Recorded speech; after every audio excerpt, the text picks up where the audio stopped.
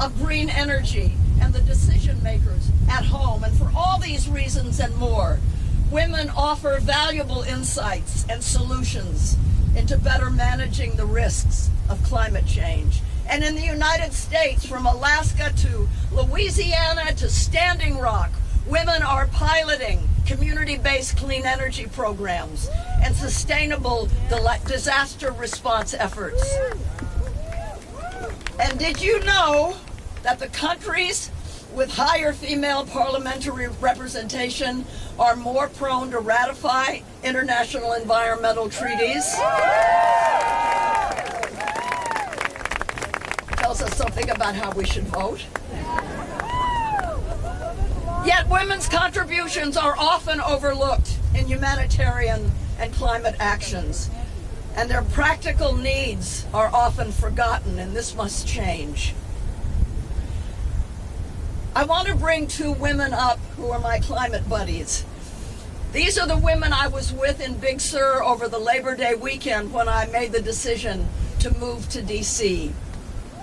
Rosanna Arquette has acted since she was a young girl in many films and TV shows, but she's particularly proud of her offbeat roles in independent films like After Hours, Nobody's Fool, and Desperately Seeking Susan, for which she won a British Academy Award.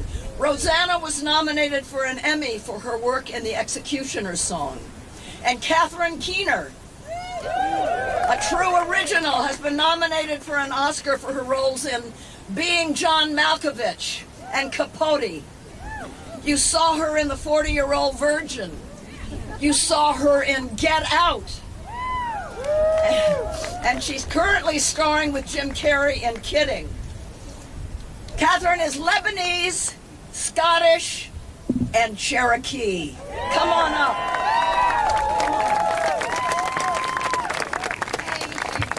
My climate buddies. It actually has happened, right? We talked about it in Big Sur, and here we are. Yeah, it was beautiful to see you give birth to this. Am I staying? Stay with me. I'm sorry. We're family. I would like to say that every human life is dependent on having and honoring our planet.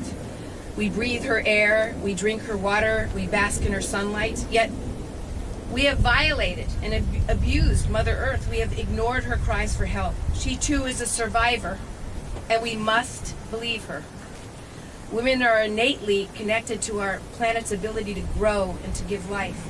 We recognize that, and we have shared trauma that needs nurturing and healing. Mother Earth is me too, and it is our responsibility to listen and protect her by embracing natural solutions. And a planetary health diet. Leave fossil fuels in the ground. And restrict emissions. As an eco-feminist, I am dedicated to all the ways we can heal our planet. Okay? So, I think that Rachel O'Leary, Carmona. Rachel is a first-generation Mexican-American who grew up in the north side of Milwaukee, Wisconsin, and she earned her associate's degree from Madison Area Technical College, her bachelor's degree in African-American Studies from the University of Wisconsin, and her master's in public policy from the Harvard Kennedy School of Government, where she focused on leadership development and nonprofit management. A recognized expert on building transformational online and offline communities and networks, Rachel has led leadership positions with Amnesty International, Women for Women International, Girl Scouts of the USA, the Gay and Lesbian Alliance Against Defamation, Wisconsin Public Television, and with the mayor's offices in Memphis, Tennessee, and Somerville, Massachusetts. Rachel currently serves as the Chief Operating Officer for Women's March.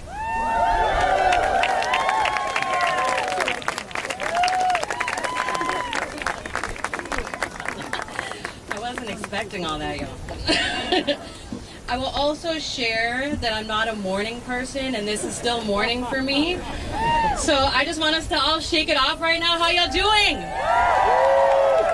I think you could do better than that. How y'all doing? I have high expectations and slippery fingers. I will tell you that coming from Milwaukee, someone like me never expected to be on a stage like this with folks like this. It's just not what folks from the north side of Milwaukee do.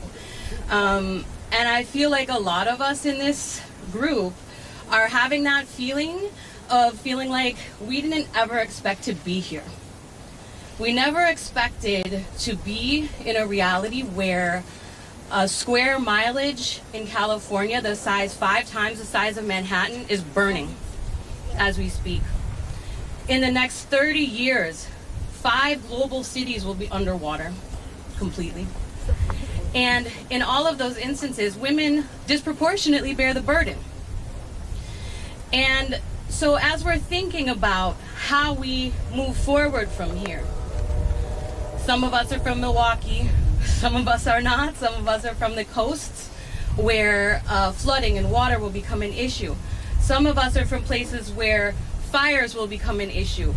Some of us are from places where immigration crisis is happening in part because climate change has necessitated people migrating from industries that no longer.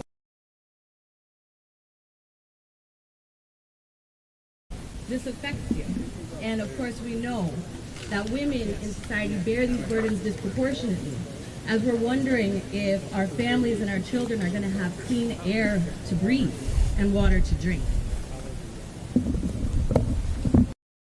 It's easy to get caught up in policy and say, well, what about this policy versus that policy and the gritty nitty-gritty here? And I always tell people, you know, my first time being an activist, I was a child. And I went outside from my house with a can of Coke. And my friend said, ew, Coke supports apartheid in South Africa. I did not know where South Africa was. I did not really fully understand what apartheid meant, but I knew it was wrong. And I stopped drinking Coke to my mother's chagrin. She was really not happy with me for many years. But I stopped drinking it. And so we don't need to hold a public policy degree. We don't need to understand all of the ins and outs. We need to know fundamentally what is right and what is wrong. That's it. So what's important here is not who we are, not where we're from, not what we know. It doesn't matter if you're an award-winning actress, if you are a nonprofit person. It doesn't matter if you are a mom who cares. It doesn't matter if you are a baker who cares. It doesn't matter where you're from. What matters is you're standing here right now today, and it matters that you keep coming back. Now, I would be remiss if I did not note that in part our escalating climate catastrophe is at the hands of the current occupier of the Oval Office. We will be marching to impeach and remove Trump next week, next month, next year, and every day until he is out. Go to remove45.org for more details, and there are people here with these handbills here. Yeah, I know. And what I will leave you with is saying, look around in this group of people. These are the people that are going to save the world. It's not some faraway heroine, a hero. It's not some policy that somebody's writing at McKinsey. It's just you all. It's us.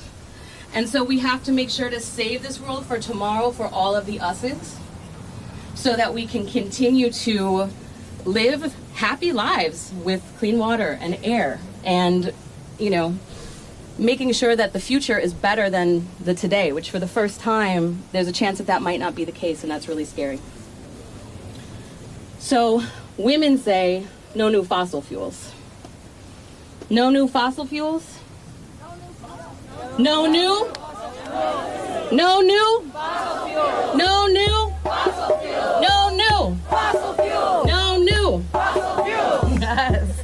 And women also demand a Green New Deal. Women demand? Women demand. Women demand. Women demand. Thank you all so much for coming. Keep up the fight.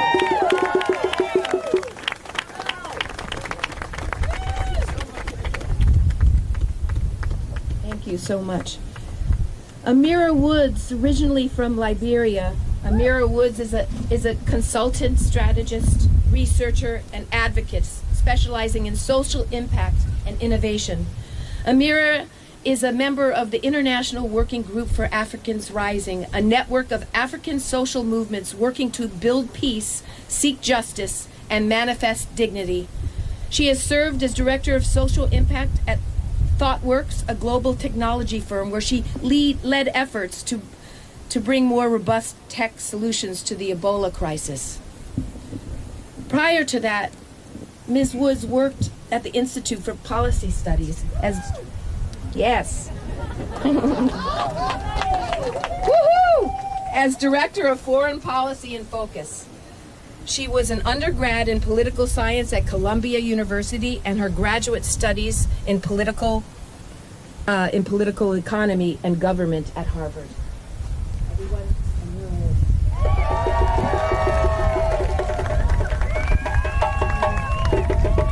Good morning, everyone. Good morning, everyone. Good morning, everyone. It feels so amazing to be here with all of you. We turned around the corner and I saw all of you gathered here and I thought, wow. On the first day where we have to wear our winter coats and bundled up, you came. You put your bodies on the line. You're here. You're standing for a future that the world demands. So you all, I guess I'm just here to say thank you.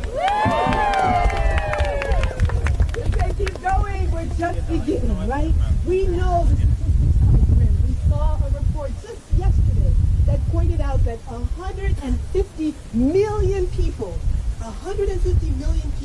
will be living in communities underwater because of rising sea levels in a very short period of time. And we say that that's the future, but we know that's happening already today. In Liberia and in many other communities around the world, you have particularly small communities where marginalized people have been stripped of political power, have been pushed to the brink, and are now already facing their communities already, their houses already underwater. You have the spread of the desert because of the climate change, and of course we see fires all over California, parts of the world. Typhoons in Mozambique that are killing millions. 2 typhoons just this year alone. You have that across this planet, people's lives are in danger today. Not 11 from now, as the scientists tell us, right? So just imagine how it will be then. We must use all our energies to gather all of our power to say enough is enough. This climate catastrophe was caused by the fossil fuel industry seeking greed, seeking power, rendering communities, rendering women and their children invisible. We have to say enough is enough. We are here to demand an end to fossil fuel investment, to demand solutions that will be about renewable energy that will bring clean jobs, good jobs with fair wages to laborers all over this planet that need it. So when we say we demand a Green New Deal, it means we need an economy that works for all, not just the 1%.